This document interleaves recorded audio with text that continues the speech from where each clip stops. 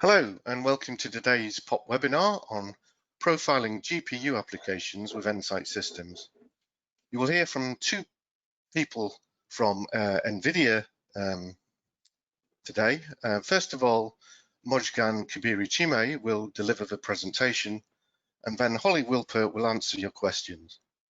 Mojgan is a GPU developer advocate at NVIDIA, helping to bring GPU and HPC to the growing user community. And Holly is a manager in system software engineering for NVIDIA Nsight Systems. If you do have any questions, then please submit them via the GoToWebinar questions panel. I'll now hand over to Mojgan for the lowdown on Nsight Systems. Thank you. So hello and welcome to this POP webinar. My name is Mojgan Kabiri-Chime and I'm a developer advocate at NVIDIA. Today, I want to help you understand what the profiler is telling you, because using the profiler effectively is usually the best way to get the most performance out of your hardware. Before you start optimizing, you should follow a couple of steps. And the first is knowing the application you want to optimize, meaning you look at your code, you know what it wants to compute, how it does the computation, where the data transfers are, and you should have idea of what the target performance you want to get to. You should also know the target hardware you want to execute your code on, because this will influence the kind of optimization that you are valid to perform.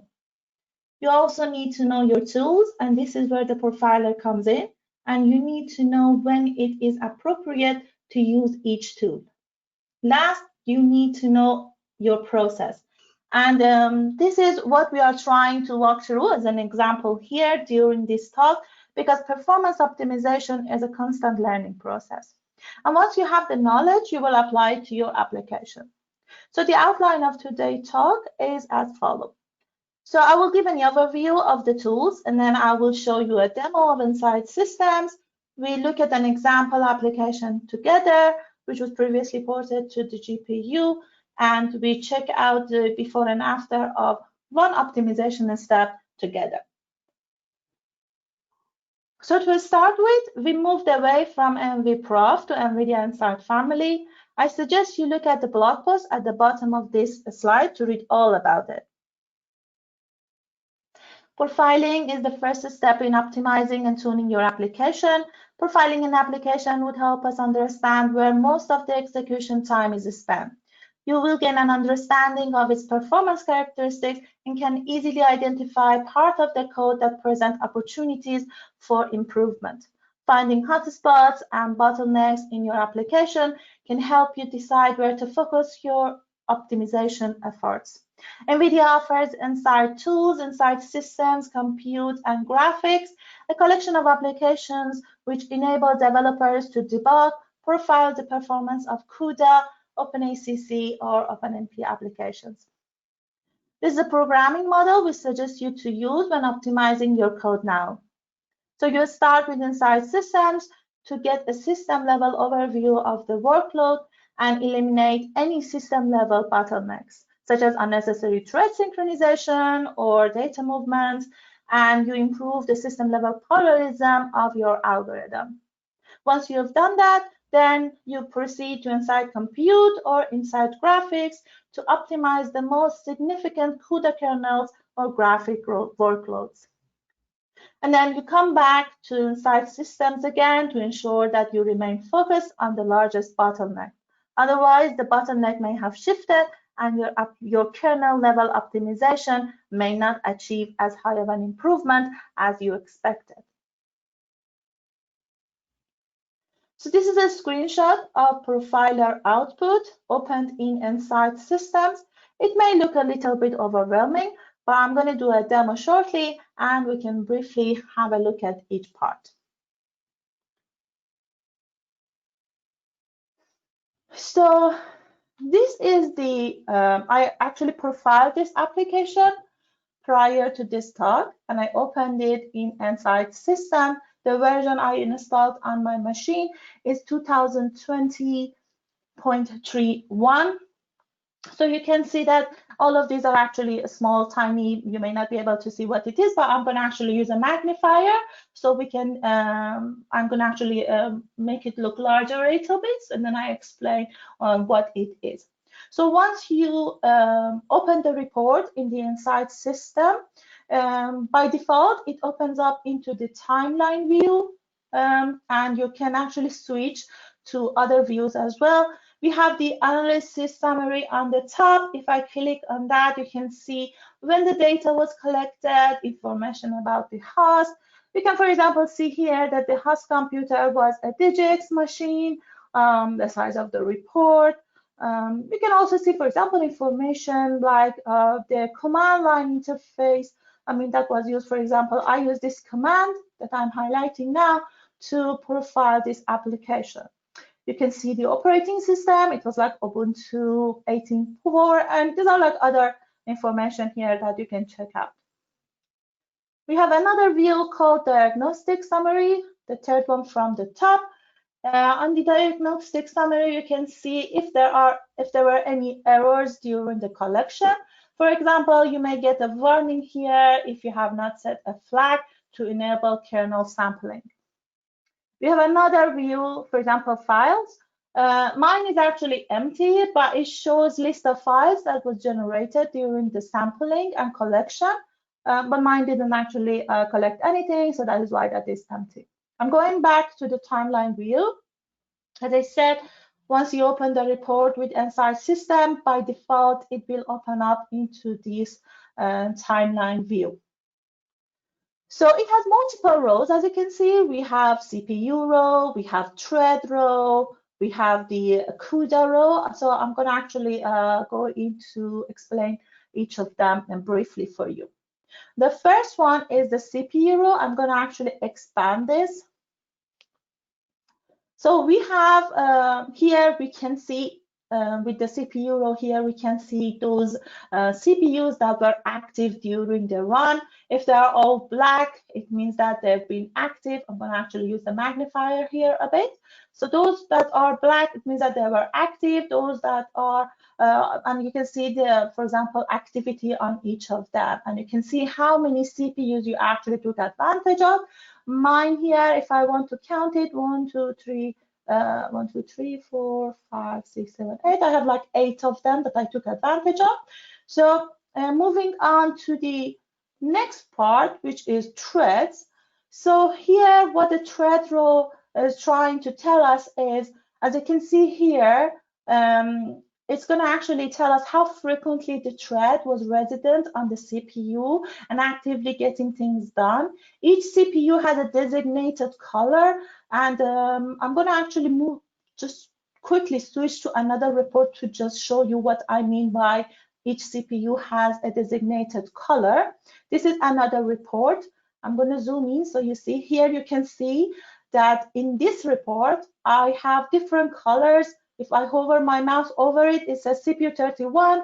If I hover my mouse onto the green color, it says, for example, CPU 32. So if it's usually nothing important that we want to get from this row, but if we have all of these change of colors, usually we have to dig deeper, and it's not usually a good sign because it shows that the code is the code goes from one CPU to another. So it's not a good sign. I mean, this was just an example just to show you that this one, it keeps moving from purple to green to orange to pink to yellow and other colors. Moving back to the original report that I started with this one, you can see that this is all green. So we are good. There's nothing to worry about. There's nothing unusual about it. And then if I hover my mouse over it, it says CPU 68. I'm going to zoom in a little bit so you can see. You can see that it is all one green color. So it's not really something that we want to focus on here. If we can see underneath, we have OpenACC row, we have NVTX row, we have the CUDA API, and we have some hidden ones here that if you want to expand, we should click on this plus to see, for example, more, but this will basically say, this only gives, for example, some more information about other processes and if the threads were active. So I'm not going to focus on those here. With OpenACC, Nsight is capable of tracing and capturing information about OpenACC. If you use OpenACC in your code, I'm going to actually zoom in a little bit so I can show you what sort of information I'm talking about. In order to zoom in, you hold the control key on your keyboard, and then with the wheel on your mouse, you try to zoom in. So you see, as we zoom in, we see all of these informations up here. Now we can actually read some of these. So if I hover my mouse over it, over one of these regions for the OpenACC row, you can see that it gives me a lot of information, like, for example, when it started, when it ended, about the compute construct. Those who are familiar with OpenACC, here, for example, it says that it is using parallel constructs. It also gives me information about the function name. Here it says that the function name is called semi_discrete_step. I'm going to actually hover over another area, these red ones here. We want to see what sort of interesting thing it has. If I hover my mouse over it, we can see that it says enter data. So we know that it actually is about data movements. There are certain ways that we can specify the data region in OpenACC, and this is actually related to that. So if you use OpenACC in your code to port it to the GPU, you can actually trace that with Nsight system. Another thing is, for example, if you again hover your mouse over it, it also gives you the number of gangs and workers, vector lengths, the kernel name as well. So again, this may not sound familiar, but these are the things that those who are familiar, for example, with OpenACC, these are the things that you can actually get in this information from this row. Moving on to the next row, we have the NVTX. I'm zooming out slightly so you can see the bigger picture here. With NVTX, I actually marked some areas in my code, some ranges, because I wanted to get some information about it. So this is a part that it was actually on the CPU. I wrapped some part of my code with NVTX markers. I will briefly cover that in the slides today, and I wanted to just get some information about how long that duration took. So you can see that I get all of those information here as well. Moving on to the CUDA API row, again, I'm zooming out here. With the CUDA API, again, Nsight system is capable of capturing all of those information about CUDA execution, and you can trace CUDA runtime, CUDA driver calls made by the application. If you are using for example, other APIs like cuDNN and cuBLAS, they all also show up here. And another interesting thing is that if you click on any of these, for example, for the OpenACC row, if you click on any of these regions, I'm going to just click on one of them to show you what I mean. It will highlight some regions in another rows. So what it means is we can see the correlation with the underlying CUDA API calls. Here you can see here that it has been highlighted in teal, and we can see that we can select the region. It will highlight the API calls that it was launched. If the OpenACC call here in this row, if that results in GPU work, we can see that here, for example, this region, it resulted into GPU work, and it highlighted some region in the CUDA row as well, or GPU row as well. So I'm just here I'm just trying to compress this all so we can move on to the CUDA row. So with the CUDA row here, you can see the in order to get rid of this highlighted cell, I'm going to just right click on the one part of the Nsight to just get rid of that. So with the CUDA row, we get a lot of information about the kernel. I'm going to actually expand it, clicking on this triangle. I'm going to expand it. You can see all of this information about kernels. We can see information about memory transfers, we can see the repeating pattern here. Again, I'm going to just zoom in manually. There's another way you can to zoom in if you don't want to basically use the wheel on the mouse. You can just drag a bit some part on the timeline and, for example, say zoom in, and then it will just zoom in. Just one thing actually I forgot to mention is if you can see these parts, this is like a very yellow bits. These are the sampling points. As you can see, we have them in a specific internals, but this is just I wanted to show you that we do have these sampling points here that you can see. There's a lot of information on, that this tool shows, but I'm going to just show you some of the ones that we can cover here. So here I'm going to actually zoom in one of those repeated patterns.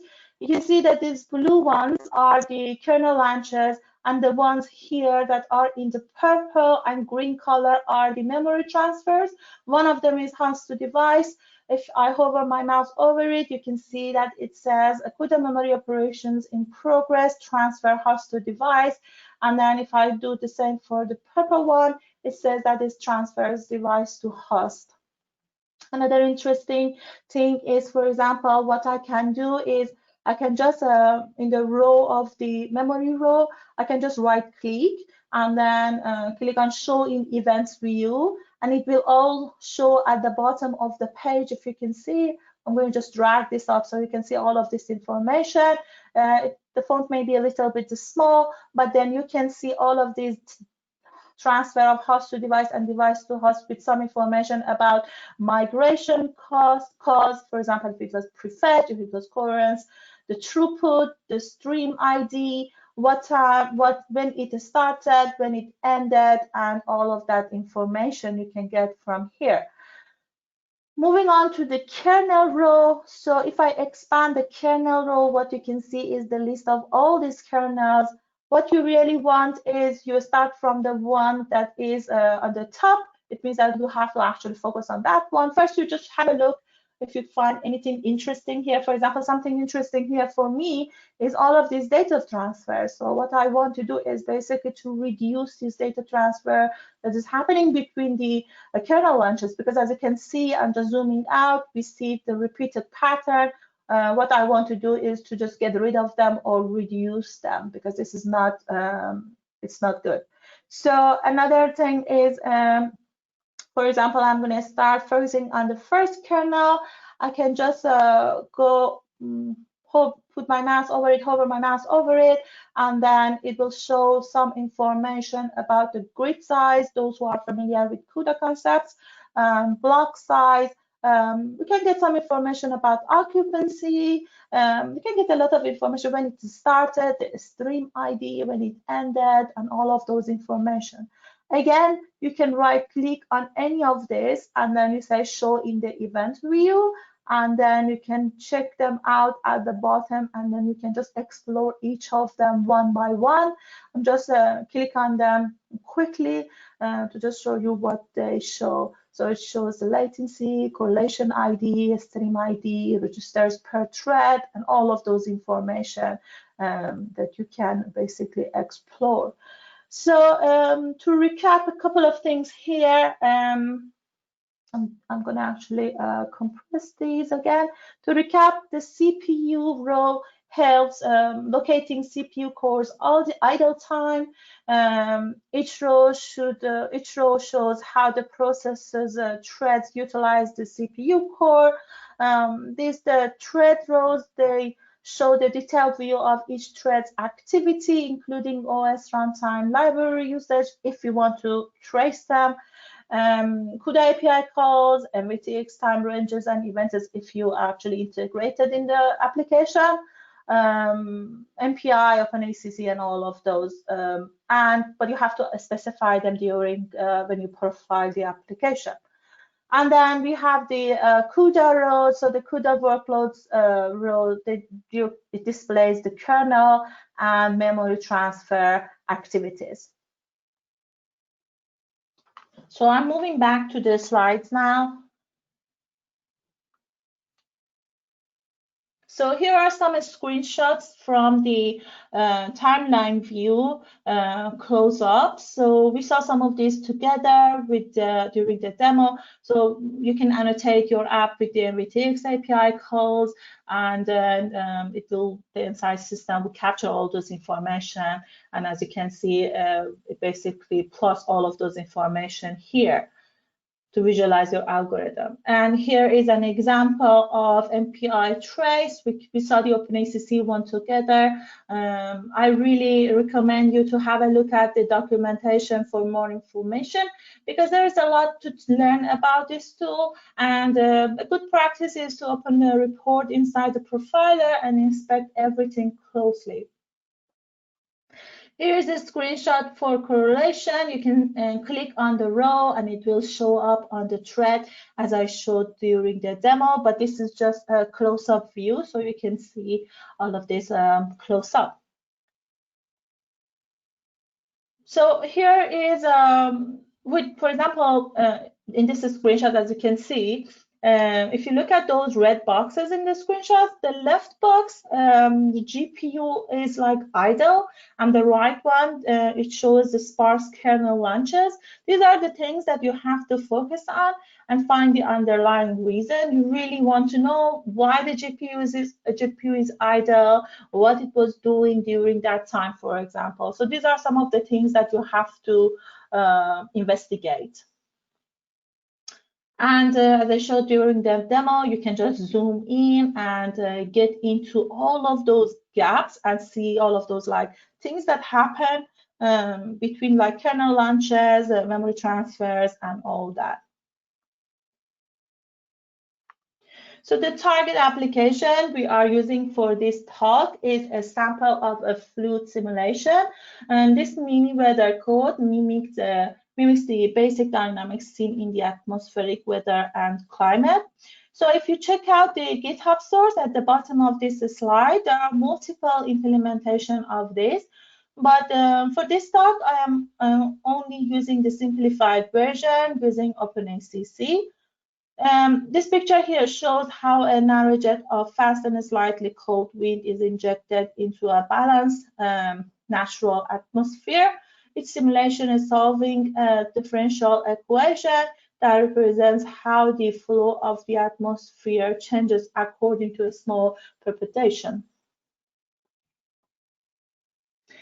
Like other applications, here is the simulation step. It's done over time steps, basically. You can see the general flow of the code in this diagram. Each time step, for each time step, differential equations are solved. I'm not going to get into the math part of it because we are only going to look at the before-after of the optimizations together. This is the development cycle. It is very important to profile your code before beginning, and it is very important to continue profiling your code as you make changes. So it's also very important to verify those changes and validate the output. You want to make sure that those changes you make to your code, they don't really result in wrong outputs. So as you optimize your code, as you parallelize it and you optimize it, this is just this cycle. It's like rinsing and repeating. So you have to do it over and over to make sure, for example, those hotspots and bottlenecks haven't shifted. You need to make sure that the output is still, you're still getting the right output and all. So you need to follow this development cycle. Now we know the application overview. For the tools part, we will be using NVIDIA Nsight Suite. This means for the application-wide profiling, we use Nsight Systems, and for kernel-level profiling, we use Nsight Compute. I'm going to briefly show examples for each of them. And to make our life easier, we also use NVIDIA Tools Extension, which is an API that allows you to mark regions in your code and later view these ranges in the Nsight System Timeline view. So you can see how long they executed, among other useful things. You can either manually instrument your code or you can let the compiler help you. For more details, I really encourage you to check out the blog post at the bottom of this slide. Additionally, there are other useful features such as tracing CUDA API calls, NVTX. If you're using OpenACC, for example, you can trace OpenACC or MPI. They will all show up in the timeline of the profiler. Another useful thing are the hardware counters, which are mainly used by Nsight Compute to be able to give you an idea of how well you are utilizing various units of the GPU. So the maximum speed up you achieve is always limited by the remaining serial fraction of your code, even if you have infinite number of processes. According to Amdans Law, the speed up achieved by accelerating portions of an application is limited by the code sections that are not accelerated. Here's an example of application taking 10 times, but only 30% of the code can run in parallel.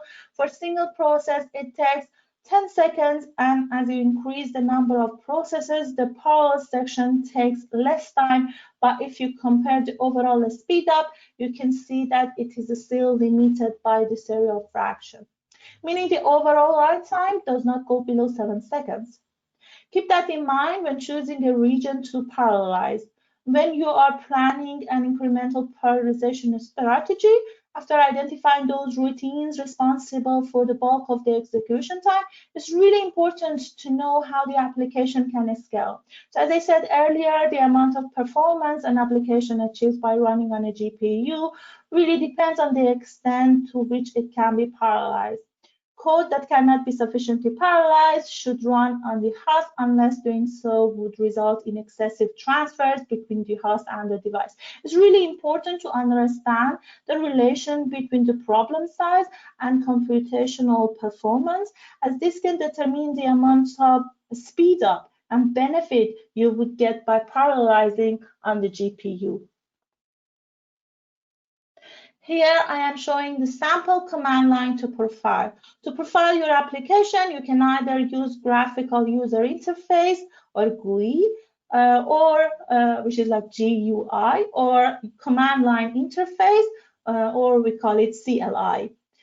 Here I profile the application using CLI. There are many more advanced options. Please check the documentation. There is a link at the bottom of this page. You get like a lot of information that you can dig in, and you can use those options to profile your application. To name a few, here I use --stats equal to true. What it does is really it gets the summary of, so it generates the summary of the statistics on the terminal after the allocation.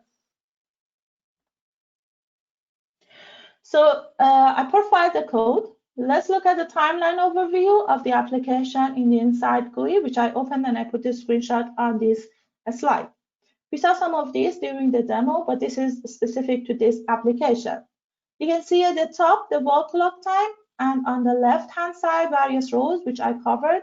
There are these traces that I wanted to trace, for example, OpenACC and NVIDIA, which I added to my code in advance. So, it also traces the CUDA API call and all of those information in the timeline. We can see at the bottom of this slide, we can see the GPU activity on the CUDA Row. It has both compute and memory transfers. And then we can right-click on those regions, for example, for NVTX, and we can view them in the event view. Specifically, I started with the NVTX because I marked regions of my code with the NVTX to make sure which part is the most time-consuming part and which I can basically focus on. And I know that based on this report from the profiler, the perform time step part was the most time consuming part, and basically what I did was I wanted to explore that to make sure that how can I optimize the functions in basically that area, because as I said, I just marked a region in the code. And we can basically do the same for other rows, for kernels, for CUDA APIs. We can just right click on them, and then we can just say show in the event view, and then we can inspect the code and find the part we need to focus on. The code I ported to the GPU using OpenACC is using unified memory. If you zoom in, you will see all of those data transfers and that are extra and unnecessary here. So we only need to transfer data back to the CPU when it is needed. So this is number one thing that we want to fix here. Number two, if we click on the kernel or selecting the GPU range, as I showed during the demo, we could see all of these correlations and the API call that launched it. And this way, we found the correlations in the GPU activity and also in the CUDA API call. We right-click on that kernel, and we can see the kernel launch config, and we can also see the signature of the function code. If we look at the first kernel here, the name is Compute Tendency Z, and we hover our mouse over it, and it basically gives all of this information about kernel launch config and all of that. If you notice, we can see that the theoretical occupancy, it says it is 37.5%. So it clearly shows that the occupancy is the limiting factor here. Those who don't know, occupancy is a measure of how well the GPU compute resources are being utilized. It is about how much parallelism is running over how much parallelism the hardware could run. Low occupancy shows that there are not enough active threads to fully utilize the compute resources. Higher occupancy, on the other hand, it implies that the scheduler has more active threads to choose from. So then we achieve higher performance. So in this case, we have to increase the number of threads that can be scheduled on the GPU to improve GPU thread occupancy. So here is the code snippet for the function compute tendency Z. One thing actually I'm going to actually show on this slide briefly, which I forgot to mention, is the number that we can see at the next to these kernels. For example, for this one, it says compute tendency Z 378. Just wanted you to know that this 378 is actually the line number. So it's not something strange, because all of them, they have that number next to it. So going back to the code snippet, the code snippet here we can see is for this specific function that we saw in the previous slide that we wanted to improve the occupancy. The hypothesis is that the outer loop iteration count here is small. So iteration count for the outer loop is numbers, which is 4. In previous screenshot, we saw that the block dimension was 4 by 1 by 1, which shows the small amount of parallelism. So in these cases, when the loop count in any tightly nested loop is like relatively small compared to the available number of threads in the device, we create a single iteration space across all of these nested loops to increase the iteration count and expose more parallelism. In other words, in order to improve that occupancy, we collapse or flatten the loop into one. So now you can see that we applied that, and in this screenshot on the right, you can see that we managed to increase the occupancy to 75%. So a couple of things here about the occupancy. 100% occupancy is not required and it doesn't really guarantee best performance, but less than 50% occupancy is something that's like a red flag. So you have to like dig deeper and see how you can fix it, and it's your attention.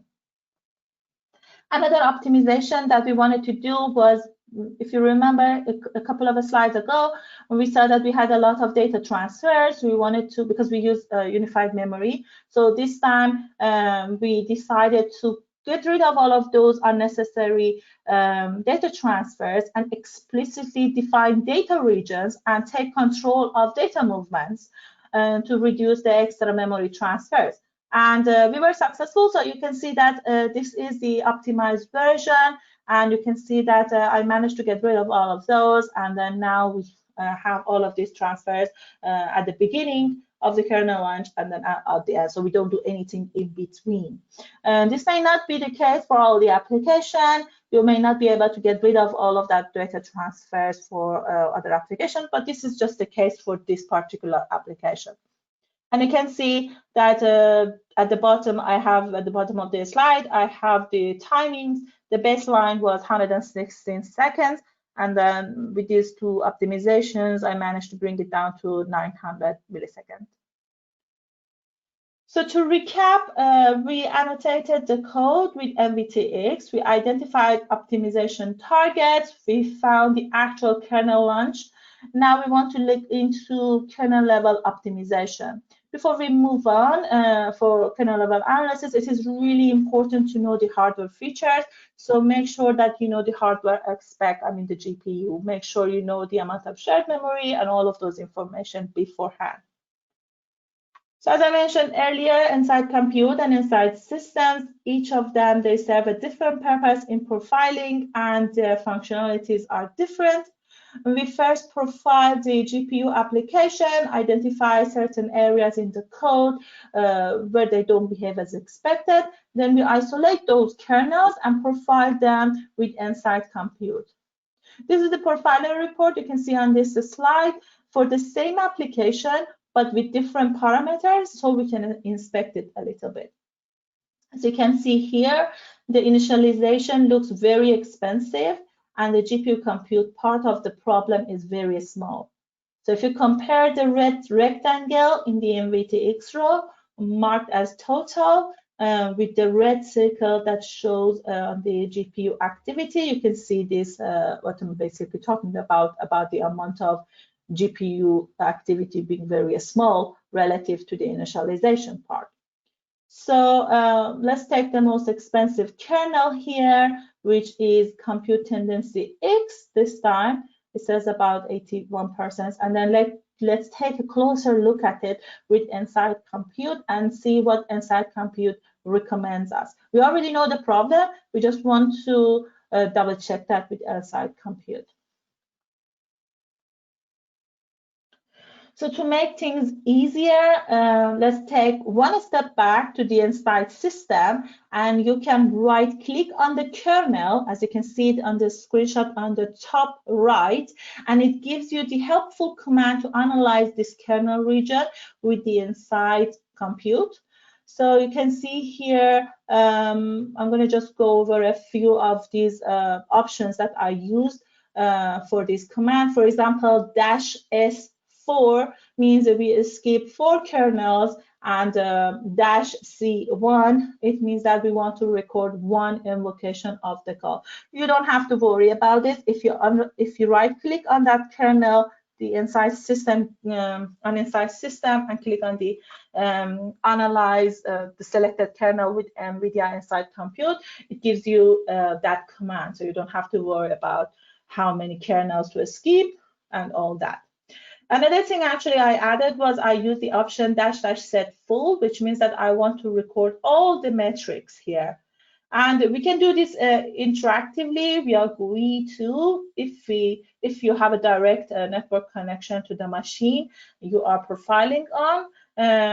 But please check out the documentation for more options and information.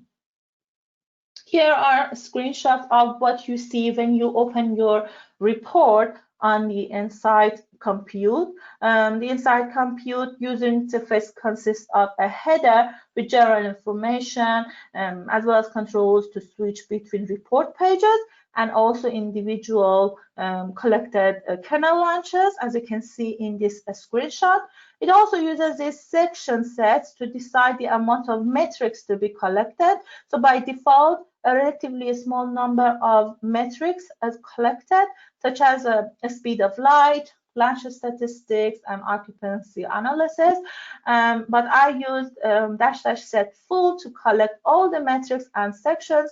You can optionally select which of these sections to collect with command line parameters. Here is the Nsight Compute Profiler report.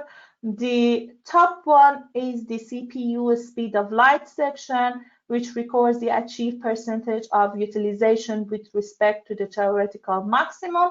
Below that, we can see the GPU utilization is broken down to two parts, SM and memory. So the part I'm talking about is the horizontal bar, if you can see. So then we can see which of these units are underutilized or utilized most. As you can see here from the example, the screenshot, Nsight Compute Profiler suggests to look at the large statistics section because the kernel grid is too small to fill the available resources on the GPU. So I marked the areas that basically the tool gives us some hints. I briefly mentioned the Amdans Law in the very first slide. It is very important to understand the relation between the problem size and computational performance, as this can determine the amount of a speed up and benefit you would get by parallelizing on GPU. In our case here, due to the small problem size, most of the computation is dominated by the initialization, and there is not really enough work or computation to make it suitable for the GPU. So I changed that. I increased the problem size and profiled it again with Nsight Compute. I opened both reports via the Nsight Compute user interface. So here's what you need to do. From the top of the first report, you can just click Add Baseline. You can see that I annotated with number 1. And then you can do the same to the second tab, which is the second report. And then you can compare these results. You can see that it already, like this report actually shows the comparison between the two reports before and after the optimization. So in our case, we are limited by memory. Topmost highest utilized unit, as you can see here, is the DRAM throughput. This means that we have found our first limiter. There are other sections from the Nsight Compute to check out and dig deeper and see how we can improve things. But I'm going to stop here and let you have a read through the documentations. To summarize, we started off by discovering the limiters, use the profiling tool to figure out what could be better. Always remember the development cycle, analyze, parallelize, and optimize, and repeat the cycle. Here are some resources for you if you would like to learn more about the tools and best practices of C programming and OpenACC. There are some links to videos here for you to check out. We do have some links at the bottom for Nsight Compute and Nsight System. There is also a link to the latest GTC talk on the profiler, which is a bit more advanced than this one. So these are all the links that you can use and you can learn more information. Please check out the documentation because you will learn a lot about how to use these tools. Thank you. Thank you, Mojgan. This is Holly Wilper from the Nsight Systems team, and I'm going to take over answering some of the questions. If you have additional questions you'd like to submit, please do so in the box on the right-hand side of your screen. And any questions that we don't get to today, I will make sure that either someone from my team or someone from the Nsight Compute team gets to. The first thing I want to mention is that there is a request, Mojgan, for the parallelized version of the code shown here. Is that something that can be shared? Yes, so I showed actually the simplified version of the parallelized version, but I will make the code public in a week time. But I actually put a link to GitHub at the bottom of the page for the mini weather code, because there are other versions that the author actually parallelized that code. But yes, for this specific version, this will actually be public soon. If you join the OpenACC workspace channel from the openacc.org website, you will learn how, when I actually put these online and make them public. Okay. We also had a question about whether the behavior was different working on the cloud. Both of the tools that were talked about today work both in containers like Docker and Singularity as well as on the cloud. The only consideration is that you'll need to make sure that you have sufficient permissions for the collections to run in those environments. And if you're interested in that, there are blog posts on both of those topics available via NVIDIA. There's a question about the overhead for profiling. Profiling, obviously, the more intensely you trace something, the more time it's going to take. For Nsight systems, we try very hard to keep the default options at less than 5% overhead for trace. But if you're particularly concerned about overhead, your best bet is probably to narrow down to the set of features that you specifically care about instead of just widely tracing all features available, or to trace one at a time.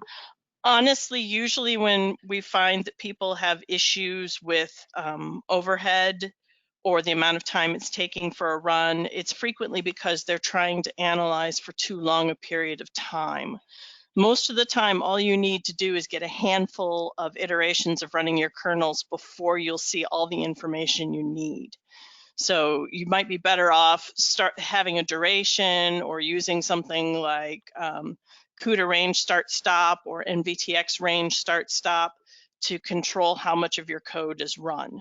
So more than runtime overhead, there's also the overhead of getting all the data, presenting it, and preparing it. So that's another thing to think about. There's a question about whether this is always trace or if the user can just sample.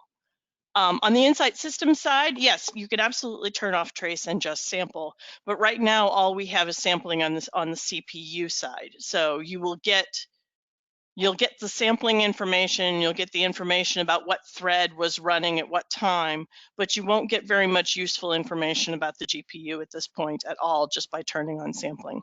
However, that is something that we are looking to add more GPU side sampling in the relatively near term. There's a question about how to tell what the origin of calls to CUDA malloc and CUDA free are. And that information is not usually automatically shown, unfortunately, visibly on the sheet. If you hover, you can get that information.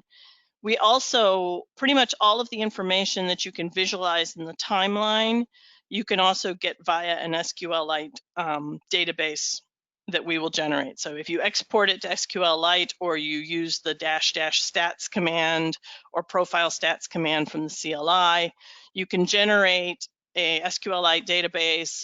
The schema is documented in the install directory, and you can use that to extract pretty much any fields you want. And if you have difficulty getting a particular field or a particular layout, it's scriptable. You can write your own scripts to pull out of that using the stats command, or you can contact us and we'll try to help you. You can contact both the teams through the forums on the DevTool page, through the feedback buttons in the tools. We try to be as responsive as possible. There's a question about the Nsight VSE debugger and whether or not that's going to be maintained and continued. Right now, that product is being maintained. We are hoping to replace it with a better debugger in the near term. I am not entirely certain of whether we are specifically going to include support for Eclipse in that new debugger. We did not get a lot of customers using Eclipse. If you have a strong opinion about needing a debugger on Eclipse, please let us know. We're always interested in what people use and need. There's a question about line numbers and if you can get line numbers along with your kernel information. And I'm going to assume that's in Nsight systems, because in Nsight Compute you very much can. You can, in Nsight Compute, you can navigate from a particular kernel to the SAS code or the source code anytime you want. So I'm assuming this is an Nsight systems question. In Nsight systems, we're trying to do everything as lightweight and quickly as possible. That's part of the entire reason for dividing into the profiling tool and the deep dive on the kernel tool. So We do not currently show line numbers. There have been several requests for it, and I think that long term it will be on our roadmap as an option for users who are willing to invest more time there. There's also a question on when we could port these tools to external tools, but open, like Scalesky or Scorpy. These tools are all available for free from NVIDIA. They're behind a registration firewall, but it costs absolutely nothing. We don't do a lot of marketing to you if you register or anything like that. So all of these tools are available for free. There are aspects of the tools that are open sourced, but I don't really see a future where we're going to be exporting to those tools. On multi-GPU nodes, how do I tell which kernels are running on which GPUs? When you are looking at Nsight Systems data, if you click on a kernel, it will highlight in teal all of the things that correlate with that. So if you're on the CPU and you click on an API call, it will highlight everything about when that was executed on all of the various GPUs and vice versa. So right now the highlighting is in teal, and we've got little arrows to direct you to the correct portion of the timeline so that you can find the rest of the information. In a future version, there have been many requests to add arrows pointing from the GPU work to the CPU work. But for instance, if you were interested in an NVTX range and you wanted to know all of the kernels that happened inside of that range, if you click on the range in the CPU, it'll light up all of the kernels under all of the GPUs, and you can go down within them and look and see each of those.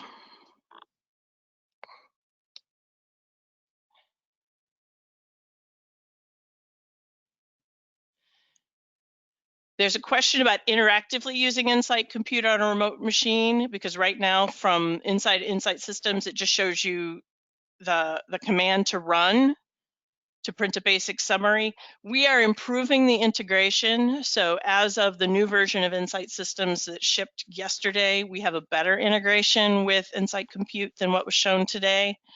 Nsight Compute doesn't have quite as many of the remote processing functionalities in it as Nsight Systems. So I'm not certain that everything you're asking for is there, but if you check the more recent version, it has more of the options you're looking for.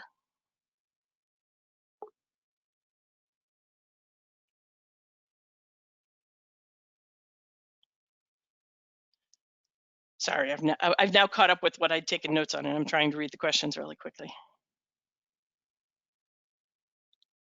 Backward compatibility question.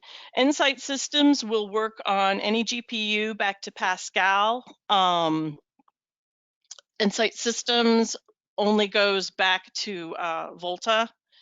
And we have only just recently removed support for CUDA 9.x from the tool. So the tool, if the older, slightly older version supported all the way from 9 through 11, the new version only supports 10x and 11x. And there's specific driver versions for those CUDA sometimes, or for particular functionalities. Like if you want to trace front-end context switching, you must have at least driver 450, and all of that information is found in the product documentation, which is available online. There's a question here, I'm sorry, about when will CUPD support dynamic parallelism. Dynamic parallelism support in CUPD is not currently on the roadmap. I think that with the move to CUDA graphs, most of our recommendations are suggesting using graphs instead of dynamic parallelism. There are other changes that may be coming with future hardware. But like I said, currently dynamic parallelism is not on the roadmap.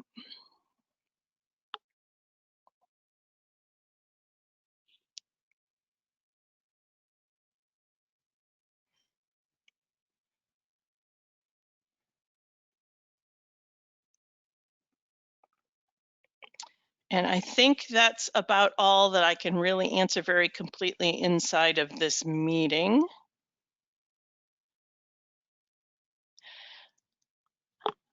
So again, if you have additional questions, be sure to reach out to the team through the forums, through the feedback buttons, and we'll get back to you. And thank you for your great questions and your great feedback.